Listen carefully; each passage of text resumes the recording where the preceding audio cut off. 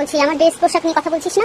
আমরা হিন্দু বাঙালি, আমরা প্রথম থেকে এরকম ড্রেস পোশাক পরি, তোদের মতো বোরখা পরে ভাইজান চাচা যান, তারপরে কি জান করিস, সব জান, ভাইজান চাচা জান জানি আবার স্বামী জান হয়ে যায়। হায় রে ভগবান, কি বলবো।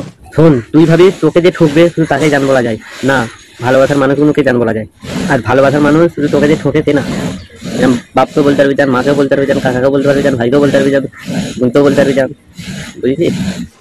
সব জান, ভাইজান চাচা জান জানি আবার স্বামী জান হয়ে যায়। আরে আমরা তো জান থেকে ভালোবাসি রে, সেই জন্য জান করি। তুই কি ডাকিস?